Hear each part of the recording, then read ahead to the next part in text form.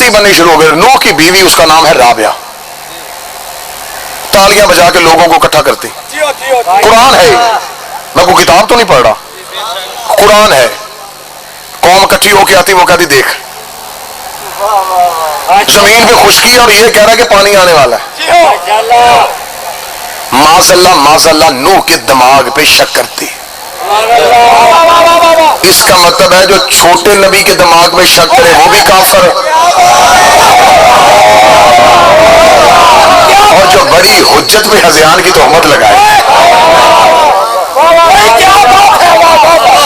نوح کی بیوی پہ لعنت ہو سکتی ہے, وہ میرے مامے کا پوت تو نہیں.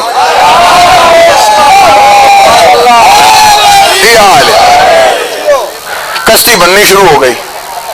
اب ایک گھر میں رہتی ہے ڈوگر صاحب اور مولوی صاحب منکر اختیارات کی. قرآن کہتا ایک نوح کے بستی میں, نوح کے گاؤں میں, نوح کے چک میں رہتی ہے, نام ہے اس کا سالبیہ.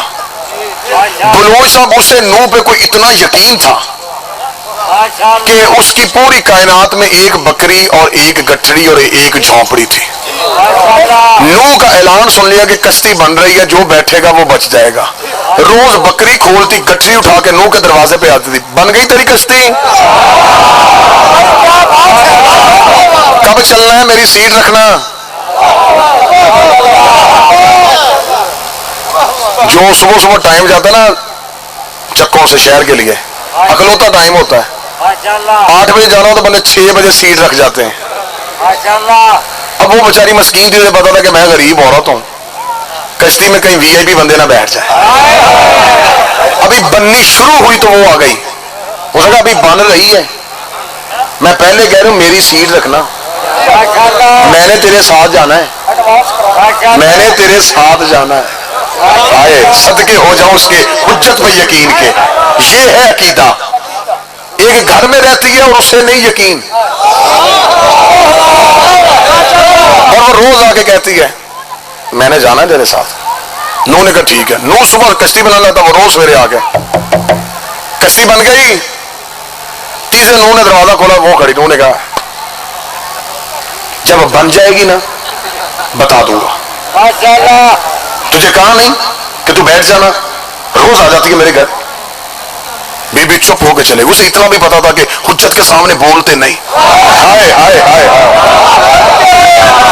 وہ اتنی عقیدے والی عورت تھی, اسے پتا تھا حجت کے سامنے منہ نہیں کھولتے. انہوں نے بات کی, اس نے کہا جی معاف کرنا, چل ٹھیک ہے میں چلی جاتی ہوں. جا رہی تھی, نوح گھر کے اندر آیا, یہاں فرشتہ حکم لے کے آ گیا. اللہ کہہ رہا ہے تیرے لہجے میں سختی کیوں تھی؟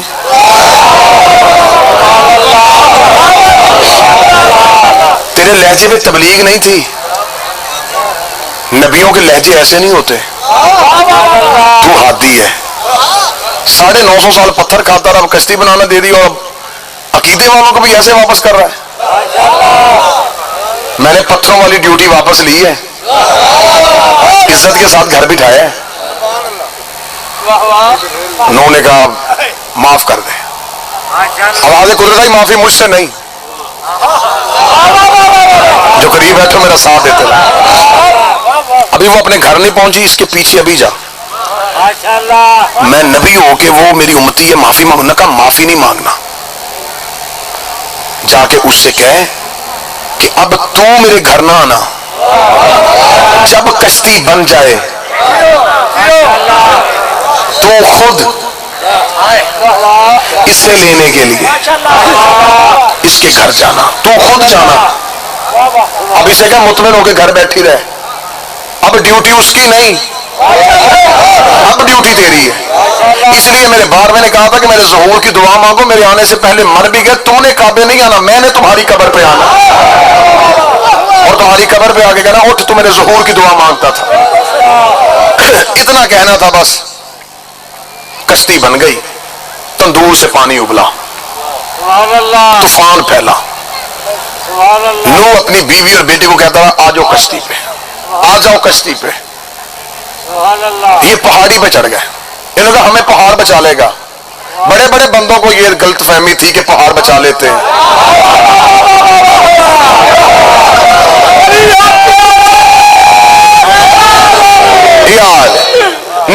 چھوڑ کے انہوں نے آسرا لیا پہاڑ کا، نبی کو چھوڑ کے پہاڑ پہ چڑھ گئے، نبی کو چھوڑا اور پہاڑ پہ چڑھ گئے۔ تم نہ سمجھو میں مزہ لے رہا ہوں، نبی کو چھوڑا اور پہاڑ پہ چڑھ گئے۔ نوح نے جاتے دیکھا، نوح نے کہا میرے اللہ میرا بیٹا ہے، فرمایا لیسا من اہلک، یہ تیرا تھا ہی نہیں۔